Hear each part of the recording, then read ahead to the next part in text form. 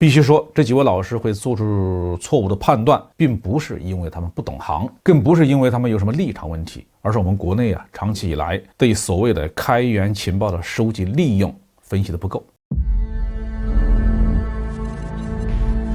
各位网友大家好，欢迎来到包明说。这一期我们说一说俄乌战争爆发以后，中国国内的专家集体判断失误的事儿。这次俄罗斯进攻乌克兰引发国际局势的剧烈的变化。在我们中国国内也有一件比较有趣的事儿，那就是几位颇有名望的国际战略分析专家，在战争爆发之后纷纷向自己的粉丝道歉，说做了错误的判断没有想到俄罗斯真的会发动这么一场战争。在这些专家学者当中不乏一些学术水平很高，在业界影响很大的人物。其中的几位老师我还是很熟悉，而且很佩服的。必须说，这几位老师会做出错误的判断，并不是因为他们不懂行，更不是因为他们有什么立场问题，而是我们国内长期以来对所谓的开源情报的收集利用分析的不够，在整个战略咨询界也没有建立起一个很好的情报分析合作的机制，把开源情报充分的利用起来。没有情报怎么能做战略分析呢？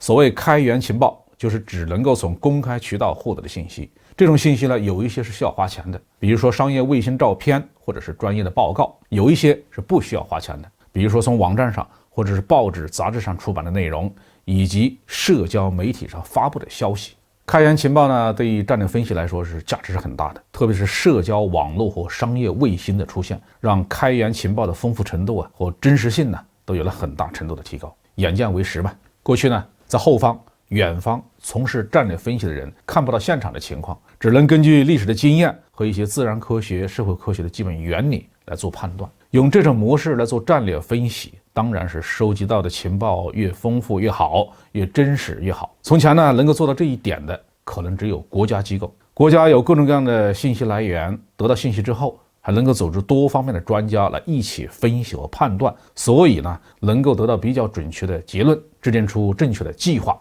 但是对于民间的国际战略分析爱好人士来说就不可能具备这些条件了。首先国家从秘密渠道获得的信息不可能公之于众，另外也很难充分组建起一个专业完备、架构合理的分析班子。民间的战略分析家们哪怕是国际政治领域的专家，很多时候也只能靠个人的经验和知识来积累来做判断，有什么错漏那是在所难免的。这一次俄罗斯与乌克兰战争问题，国内的很多专家都分析认为，站在俄罗斯的立场上，并不是一定要用武力来解决问题。俄罗斯的经济比乌克兰强大太多，哪怕切断天然气的管道或电力供应，也可以让乌克兰政府遭受到很沉重的打击。干嘛一定要动武呢？这就是很多专家不理解的地方。但是商业卫星的头像却反映，俄罗斯用了好几个月的时间在边境实施军事集结。虽然这样的集结规模与苏联时代的局部战争很难相提并论，但是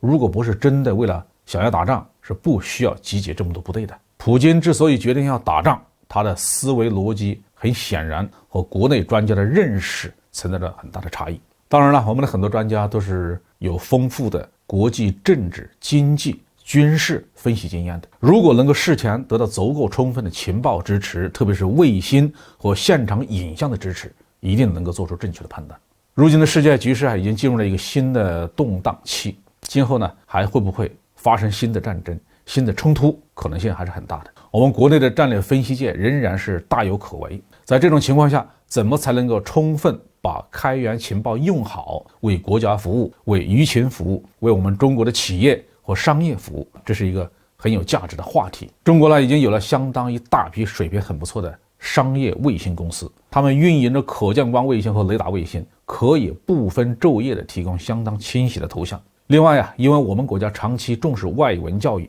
能够在国外社交媒体上看懂文字，充分的搜索查找信息的年轻人也非常非常多。大家如果能够互相帮助、互相支撑，用年轻人的信息搜索能力、高技术企业的头像拍摄能力和专家的战略分析能力结合起来，那我们对国际局势的预测就能够达到很高的准确度和精确度。我们上面说的这些机制实际上在美国它是已经充分建立起来了。这也是这一次为什么美国的情报我认为是比较准确的一个原因。美国政府倾向于把相当多的战略分析问题外包给咨询企业，这些咨询机构、咨询企业会采取诸多的信息收集手段，其中就包括社交媒体和商业卫星公司。通过这些手段呢，他们还是拿出了一些比较有价值的报告的，这也为我们的战略分析提供了非常好的借鉴。中华民族有5000多年的历史，我们非常重视运筹帷幄的能力，只要能够充分的利用好开源情报，非官方身份的战略分析人员同样能够